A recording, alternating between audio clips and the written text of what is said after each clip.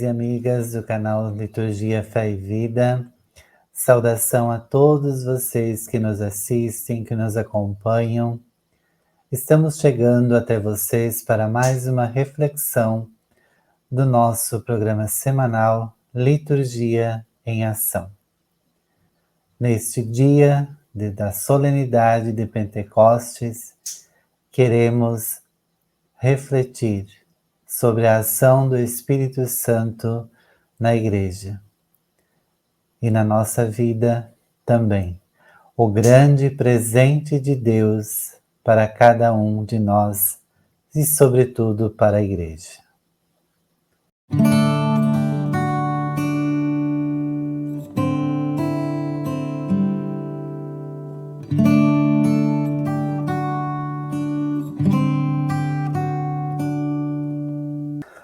Proclamação do Evangelho de Jesus Cristo, segundo João.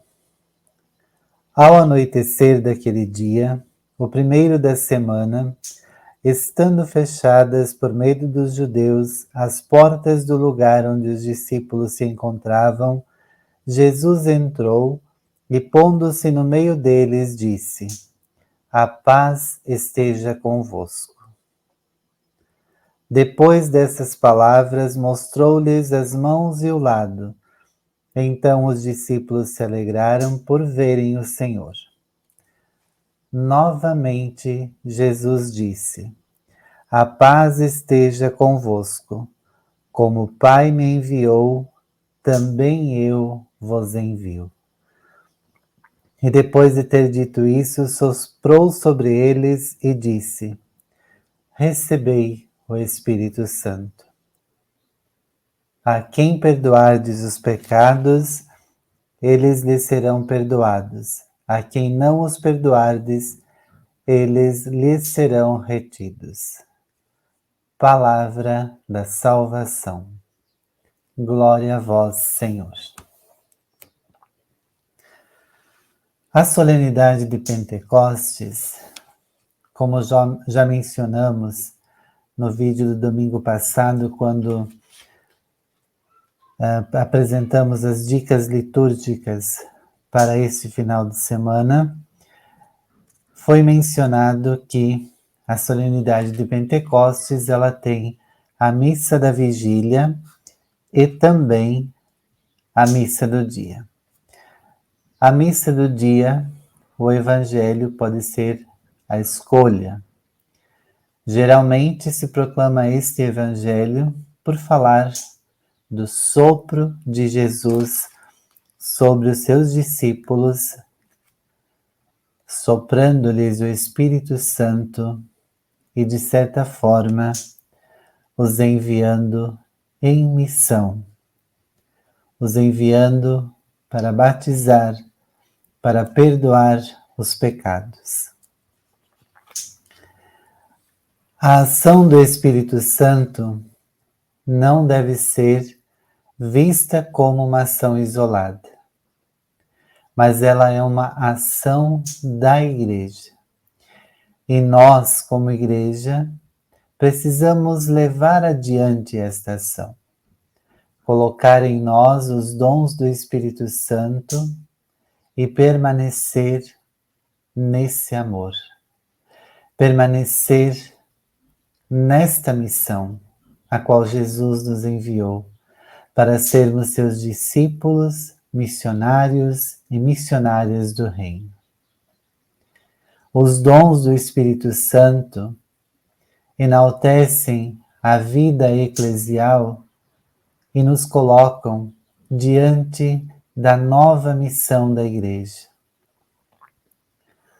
da nova aliança renovada e aliança eterna em Jesus Cristo, a nova criação. No Sinai, Deus se revela parcialmente a Moisés e o envia em missão para tirar o povo de Deus do Egito. É um povo escolhido, um povo destinado.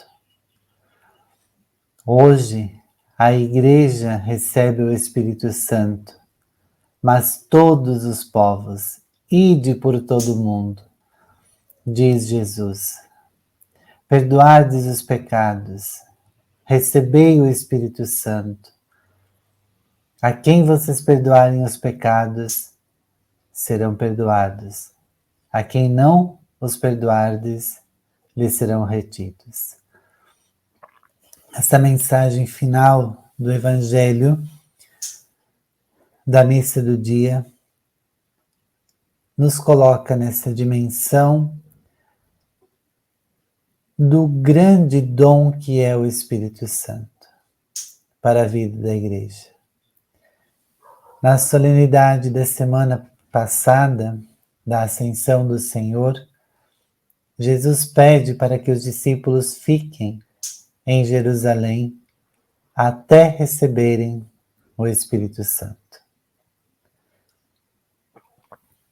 Depois, eles saem em missão. Jesus não abandona a igreja, mas agora ele está presente de forma sacramental na ação do Espírito Santo. Somos interpelados e chamados a colocar os nossos dons a serviço das mais diversas formas na nossa vida eclesial.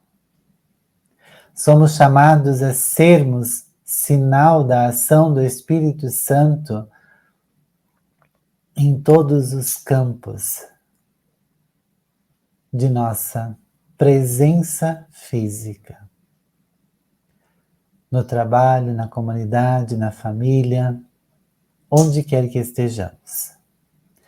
A ação do Espírito Santo nos move, ou nos deve mover, para sermos sinal de esperança e sinal de paz, sendo testemunhas do seu amor e da sua doação.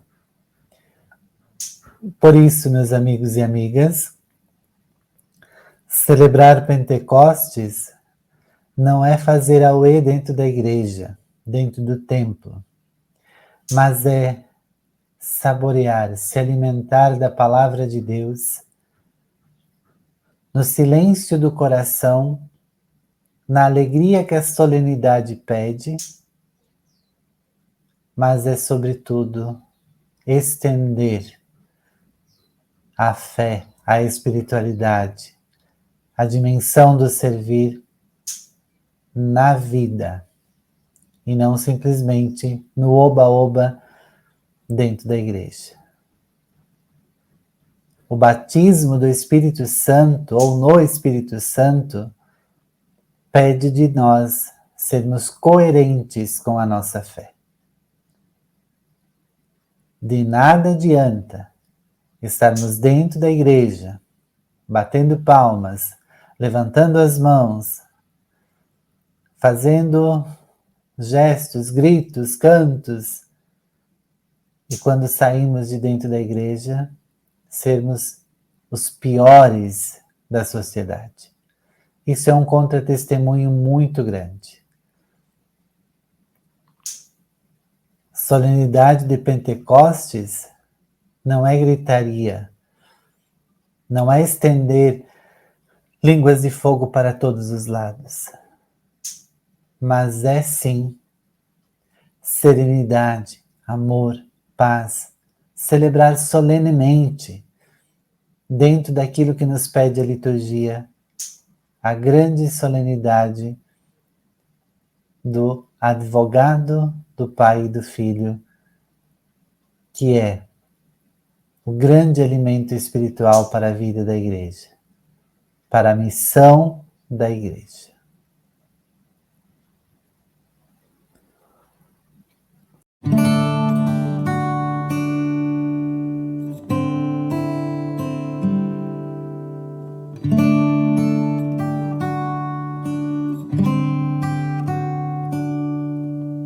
Nesta mensagem de esperança, para este dia da solenidade de Pentecostes e também para a semana nós queremos refletir sobre a dimensão da escuta. O mundo em que nós vivemos é um mundo agitado. As pessoas estão acostumadas a viver no barulho constantemente. Esquecem que é necessário também escutar. No meio do barulho, não conseguimos escutar. Se não fizermos silêncio, não conseguiremos ouvir um ao outro. E a voz de Deus que nos fala na brisa suave, no silêncio. Sejamos, portanto, escutadores nesta semana que se aproxima, como sinal de grande esperança, sobretudo para aquelas pessoas que não têm como serem escutadas.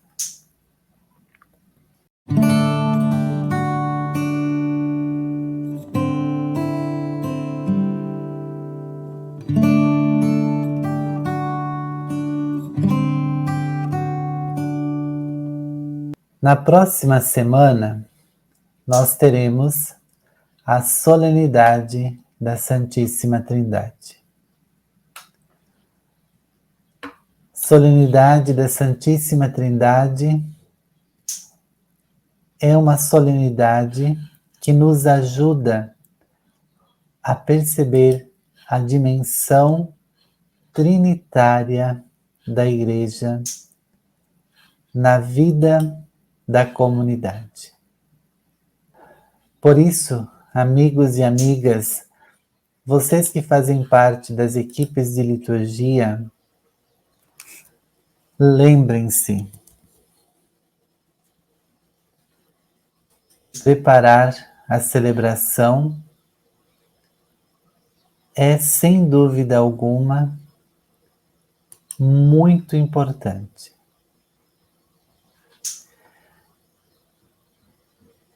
Quando nós falamos da importância do preparar a celebração, nós não estamos dizendo simplesmente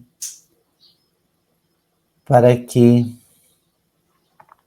as equipes se reúnam, façam as coisas do jeito que der, da forma que der. Mas preparar significa escutar a partir da palavra de Deus que será proclamada naquela celebração, o que ela tem a nos dizer. Fazer o processo da leitura orante. O que o texto me diz? Qual é a dimensão que esse texto faz? O que o texto me leva a dizer a Deus? E depois de rezar, de refletir o texto, de sintonizar o texto com a realidade que estamos inseridos, a realidade da nossa comunidade, da nossa igreja local, é que nós vamos então partir para as partes práticas. Sugestões que a CNBB nos traz como cantos para esse dia. O refrão orante para criar o clima. Senhor, Tu és minha luz, meu Deus, clareia as minhas trevas. Senhor, meu Deus, clareia as minhas trevas. Senhor, meu Deus, clareia minhas trevas. Como canto de abertura, bendizei nosso Deus, celebrai-o para todos que vivem, cantai pelas coisas tão boas que fez para vós, para que o bendigais. Ao Pai, o Criador, e ao Filho, o Redentor, e ao Divino Espírito, a glória e o louvor. Também nós temos como sugestão de canto de abertura: bendito sejas tu, Senhor, de nossos pais. És pródigo de graça, ó Senhor. Glória ao Senhor, Criador para sempre. Bendito sejas tu, ó Verbo de Deus, Pai. A morte que sofreste nos deu vida. Glória ao Senhor, Criador para sempre. Bendito sejas tu, Espírito de Deus, operas na Igreja salvação. Glória ao Senhor, Criador para sempre.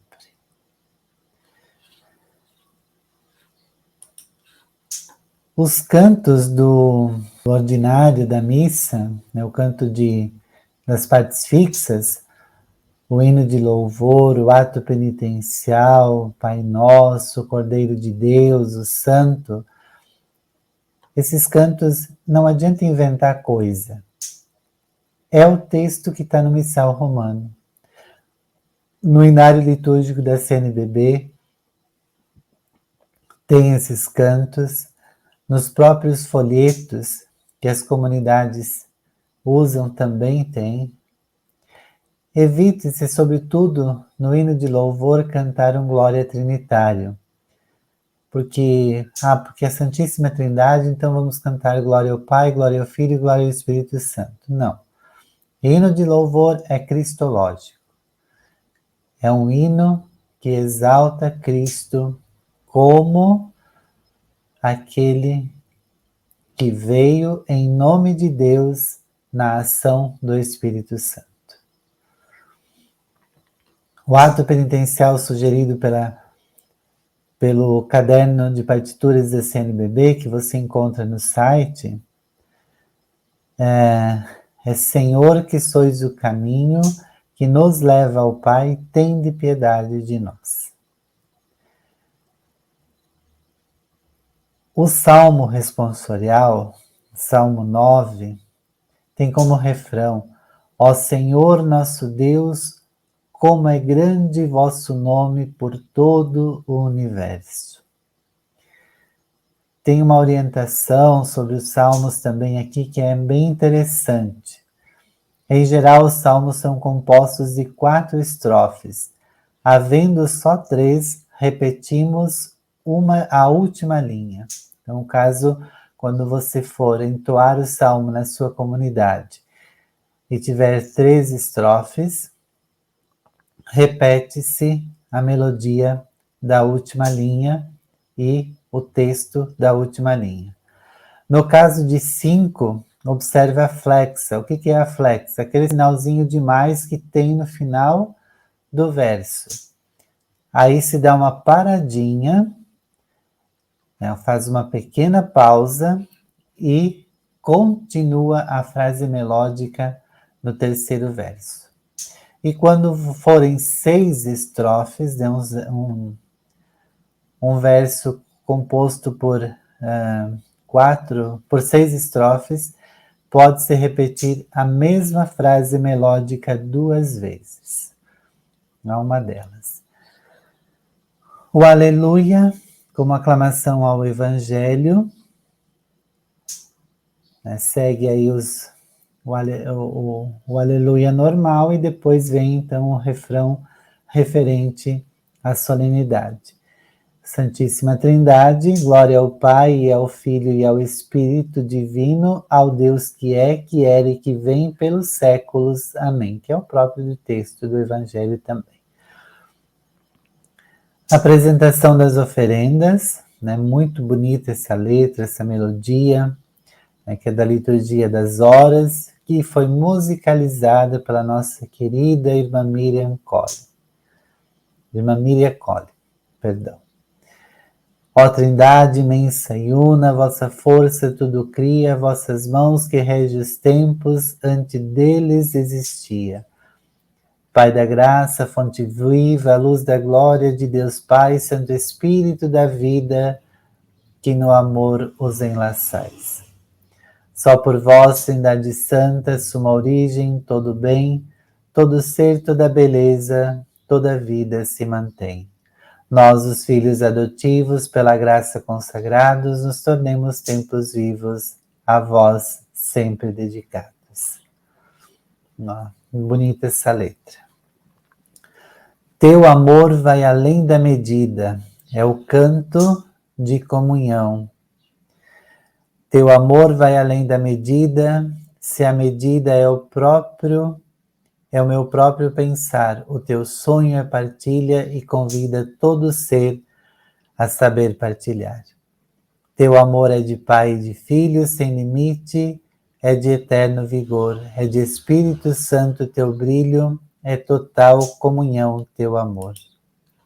E sempre lembrando que no final da celebração temos também a saudação a Maria. E a sugestão que tem no caderno de partituras da CNBB: Ave Rainha do Céu, Ave dos Anjos Senhora, Ave Raiz, Ave Porta da Luz do Mundo és Aurora. Exulta, ó Virgem Gloriosa, as outras seguem-te após. Nós te saudamos a Deus e pede a Cristo por nós. No ambiente do espaço celebrativo se pode também colocar em destaque um ícone da Santíssima Trindade. Pode-se introduzir solenemente o ícone da Santíssima Trindade antes de iniciar a procissão de entrada. Enquanto se entoa o refrão meditativo para criar silêncio na Assembleia, pode-se entrar com o ícone da Santíssima Trindade e colocar no lugar preparado para esta finalidade. E aí depois se inicia a celebração. Não precisa fazer tanta coisa, não. Fazendo isso, colocando uma vela, flores, lembrando uma dica muito importante. A mesa da palavra e o altar, eles são peças importantes e se unem pela liturgia da palavra e a liturgia eucarística. Por isso, quando se for colocar um arranjo floral, de preferência que ele tenha o mesmo formato, tanto na mesa da palavra quanto na mesa da Eucaristia, para lembrar dessa unidade que existe entre o pão da palavra e o pão da Eucaristia. Porque aquilo que nos alimentamos na palavra, comungaremos depois da Eucaristia. Amigos e amigas, um fraterno abraço a todos vocês, uma boa semana com a presença de Deus em nossas vidas e boas celebrações para o próximo final de semana. Estejamos sempre na paz de Deus.